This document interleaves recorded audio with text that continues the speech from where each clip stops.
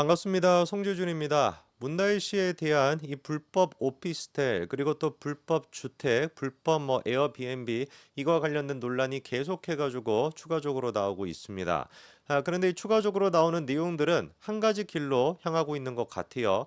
첫 번째 같은 경우는 도대체 문다일 씨가 무슨 돈이 있었길래 이런 것들을 운영할 수가 있었는가? 이번에 또 추가적으로 밝혀진 것 같은 경우는 문다일 씨가 출판사 그 회사까지도 운영을 하고 있었다라는 거거든요. 근데 그 출판사 회사의 그 이제 등본 같은 거를 떼보니까 어떻게 된 것인지 출판사임에도 불구하고 부동산업을 하겠다 이렇게 또 역할이 들어가 있다라고 합니다. 그러니까 아예 그냥 작정을 하고 문다일 같은 경우는 불법적으로 에어비앤비를 운영할 그런 생각이었다라고밖에 안 보이는 것이죠.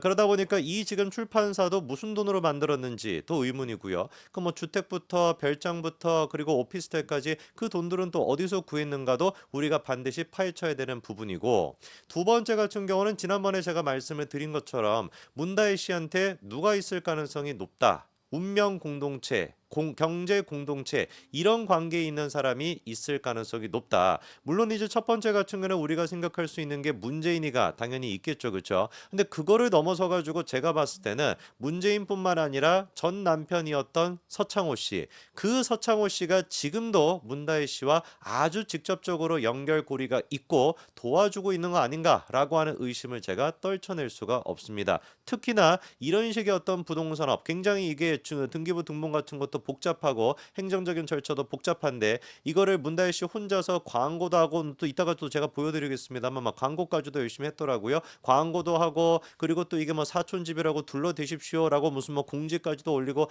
이 모든 것들을 갖다가 문다혜 혼자 한다? 제가 봤을 때는 불가능해 보입니다. 그렇기 때문에 가짜 이혼이다. 그냥 뭐 서류상으로만 이혼을 해놓고 동거를 해왔다라고 하는 동거남이었다라고 하는 그 서창호 씨. 그 서창호 씨가 지금도 문다혜 씨와 같이 일을 하고 있는 거 아닌가? 저는 이 부분에 대해서 철저한 검증이 필요하고 기자들뿐만 아니라 검찰도 수사를 해야 된다라고 봅니다. 자, 그러면 일단 우리가 문다혜 씨에 대해서 추가적으로 어떤 내용이 나왔는지 그것들을 좀 하나둘씩 정리를 해봐야 될 것 같은데, 자, 일단 문다혜 씨가 연희동 건물에다가 출판사를 만들었었다라고 해요. 그 만들었던 시점이 또 언제냐? 2021년도 1월 달입니다. 2021년도 1월 달 서대문구 연희동에다가 또 하필이면 좋은 동네에다가 그렇게 만들어냈네요. 건물 2층에 자본금 5천만 원을 들여가지고 출판, 인쇄업, 잡지, 전기 간행물 발행을 목적으로 하는 주식회사를 설립했다라는 것인데, 사실상 이제 이 그 출판업이라고 하는 게 뭐겠습니까? 그 톨이 이제 출판업인 것이죠. 그렇죠. 그 뭐 문재인에 대해 가지고 그 뭐 책 같은 거 팔아 제끼고 그다음에 또 이제 뭐 카페 같은 거 했을 때 달력 같은 거 팔고 이런 것들을 했던 게 문다혜 씨 출판사 여기를 통해서 한 거 아니겠습니까?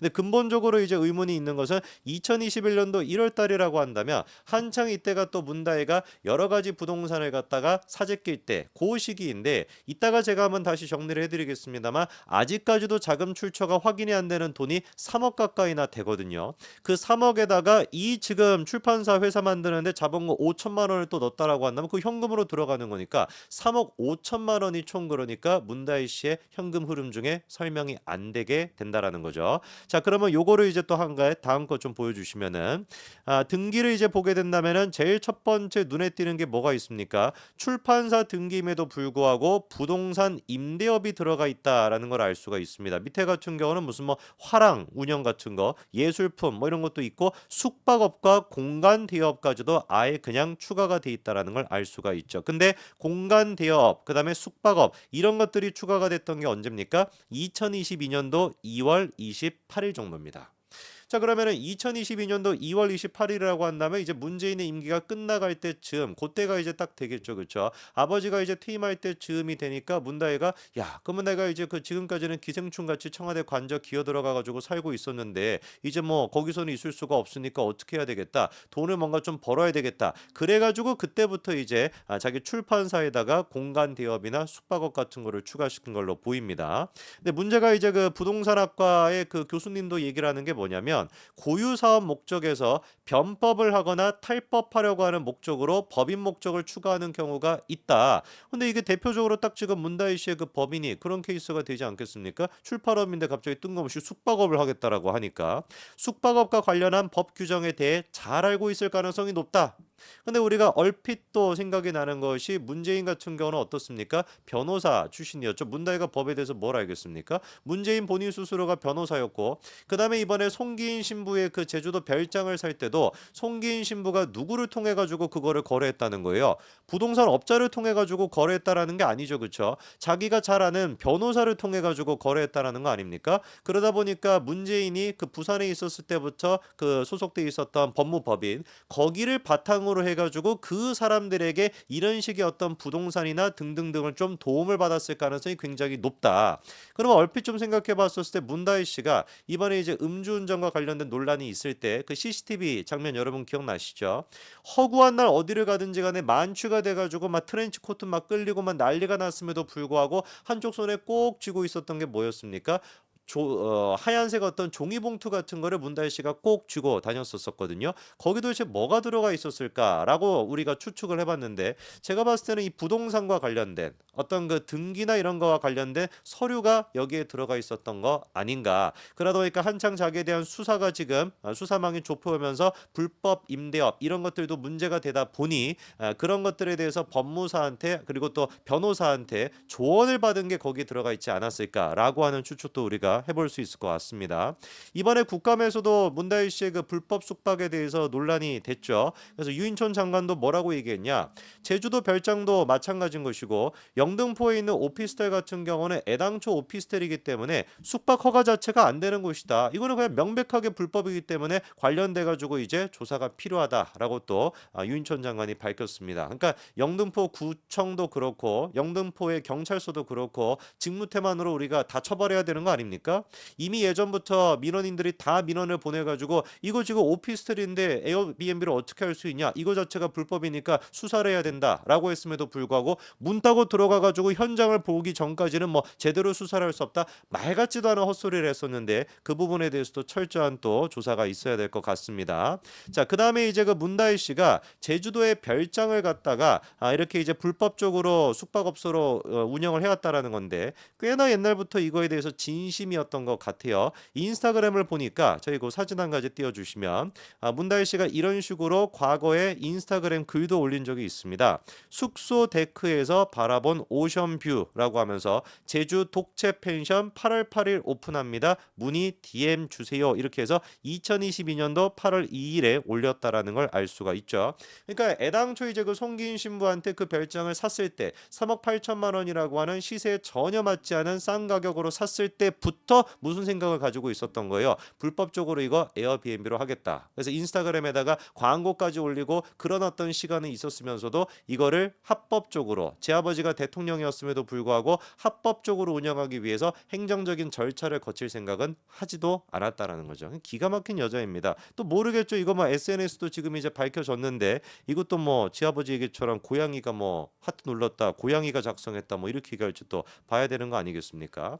자, 근데 여기서 이제 우리가 주목해 봐야 되는 게 검찰 수사가 그러면 어느 정도까지 진행이 되고 있냐. 말씀을 드렸던 것처럼 두 가지 길로 지금 가고 있는 거 아닙니까? 하나 같은 경우는 자금의 출처. 도대체 문다혜가 무슨 돈이 있어가지고 어디서 돈을 갖다가 해가지고 이거를 했냐. 강력하게 의심이 되는 거는 당연히 문재인이나 김정숙으로부터 받았을 것이다. 불법 증여나 그런 식의 문제가 있을 것이다. 요렇게 이제 우리가 한 가지 갈래길이 있고 두 번째 갈래길 같은 경우는 그 문다의 어떤 그 지능이나 뭐 이런 것들을 뭐 말씀드리기보다도 그냥 문다의 그 자체가 이 모든 것들을 갖다가 혼자서 관리했다라는 게 말이 안 되지 않습니까? 그러다 보니까 서창호 씨 지금도 침묵하고 있습니다. 어디서만 뭐 하고 있는지도 모르겠어요. 언론들이 왜 서창호 씨의 주목을 알았는지 저는 이해가 도통 안 되는데 이 지금 모든 논란의 핵심적인 인물인 서창호 씨가 제가 봤을 때는 분명히 문다혜 씨의 이 불법적인 에어비앤비에도 관여를 했을 가능성이 아주 높다. 양평동의 다가구 주택 같은 경우는 이미 그 양이네스라고 하는 행정관과 그다음에 신모 씨라고 하는 그 비서관 두 사람이 관여했다라는 게 다 확인이 됐고 양평동 주택을 살 때는 아예 그냥 그 청와대 경호원을 갖다가 무슨 뭐 환측이 업자한테 보내고 돈 같은 거 줘가지고 뭐 저 한국에서 출금하게끔 하고 이런 짓거리까지 시켰던 게 문다혜라고 한다면은 하물며 제주도 별장이나 영등포에 있는 오피스텔 그거를 갖다가 정상적인 루트를 통해 가지고 했겠냐고요. 택도 없는 것이죠. 반드시 누군가를 시켰을 것이고 그 사람이 서창호일 가능성이 제가 보기엔 90%가 넘습니다. 이 두 가지 갈래길에 대해 가지고 검찰이 철저하게 수사를 해야 되는데 어떻게 된 것인지 검찰이 지금 입장을 내놓은 거를 보니까 문다희에 대한 불법 증여 의혹은 수사 대상이 아니다 이렇게 선을 그었습니다. 이게 왜 그런지를 보니까 이게 또 뭐 한 가지에 대해 가지고 수사를 하다가 다른 게 이제 나오면은 추가로 수사를 하게 되는 거 우리가 별건 수사라고 하지 않습니까? 그러니까 이제 원래 그 기소가 됐던 내용 말고 원래 이제 그 고소 고발이 됐던 내용 말고 추가로 이제 수사하는 거를 별건 수사라고 하는데 그 논란이 이제 일다 보니까 약간 부담감을 느꼈는지 2억 5천만 원 문제에 대해서 그러니까 이제 출판사가 문다희 씨한테 2억 5천을 줬다는 거잖아요. 이게 불법 증여다. 그런 식의 이제 논란이 있었는데 그 부분은 아예 그냥 수사를 안 하겠다. 별건 수사가 될 수 있기 때문에 수사를 안 하겠다고 선을 그었습니다. 요까지만 얘기를 들었을 때는 약간 좀 검찰이 문다희 씨의 이 수사에 대해 가지고 너무 좀 소극적으로 보는 거 아니냐라는 생각이 들 수도 있는데요. 언론들도 실제로 그렇게 쓰고 있고. 근데 전주지검의 그 뒷부분 얘기를 들으면은 뭐라고 나와 있냐? 증여세 부분은 고발된 내용과 전혀 다른 별건이기에 수사 대상이거나 수사를 고려하고 있지 않다라고 얘기하지만 그 뒤에는 다혜씨 출판사 거래가 문 전 대통령에게 지급된 금액이 우회적인 방법으로 지급된 건지 확인하는 과정이다. 그러니까 증여세 부분에 대해서 고발은 안 됐기 때문에 증여세 여부에 대해서는 수사를 안 하겠다라고 하고 있지만 문 전 대통령에게 지급된 게 문다혜 씨 쪽으로 우회적으로 지급된 건지는 수사하고 있다라고 한다면 사실상 뭡니까? 그냥 수사를 하는 겁니다.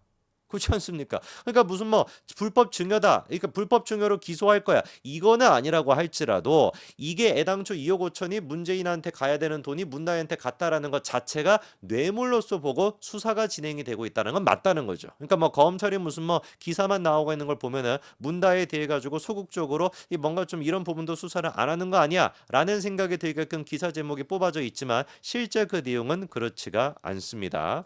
자, 그리고 이 2억 5천만 원 같은 경우는 누가 보든지 간에 불법적인 소지가 있을 수밖에 없죠. 왜냐면은 지난번에 한번 제가 정리를 해드렸습니다만 문다희가 총 지금 부동산을 대출 없이 낸 금액이 얼마냐? 4억 8천만 원입니다.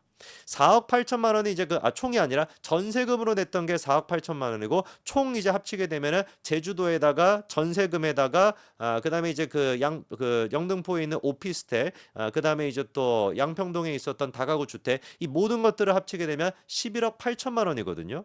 근데 11억 8천만 원 중에서 지금까지 확인이 된 그나마 문다희 씨가 자금을 유통시켰다라고 하는 거는 양평동에 있는 주택을 9억에 팔았단 말이에요. 근데 이제 이거를 양도세율을 이제 또 적용을 시켜가지고 세금을 이제 부과하게 된다면 한 8억 5천만 원, 8억 3천만 원에서 8억 5천만 원 정도 확보를 했을 겁니다. 그러면 그거를 가지고 돈을 충당했다. 그러면 이제 남아 있는 게 얼마입니까? 3억 원 조금 넘게 남게 되는 거죠. 그러면 딱 정리를 해보면은 출판사로부터 받았던 게 2억 5천. 그 다음에 또 김정숙이가 돈 보따리 싸가지고 줬던 돈이 얼마입니까? 5천만 원. 그 두 개 합치면 딱 3억이 되는 거잖아요.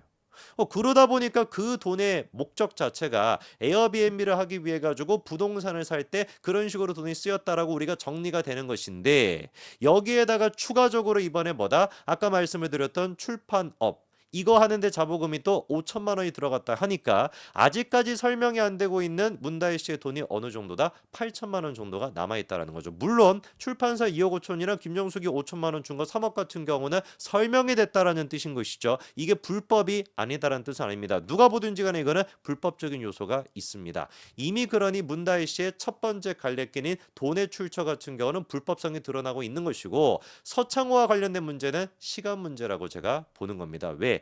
애당초 서창호 씨를 중심으로 타이스타젯이나 이런 것들이 나오고 있기 때문에 한번 두고 보십시오. 저는 아주 높은 확률로 서창호 씨는 서류상으로만 이혼을 했던 것 뿐인 것이고 그냥 사실상 문다혜와 동거를 이어갔을 가능성이 높다. 지금도 서창호랑 뭐 동거까지는 아니라고 할지라도 굉장히 깊게 관여가 되면서 서로 의사소통을 하고 어떤 식으로 조치를 할지 의논하고 있을 가능성이 높다고 봅니다. 그리고 서창호에 대한 그 수사도 조만간 진행이 될 겁니다. 여기까지 말씀드리겠습니다. 감사합니다.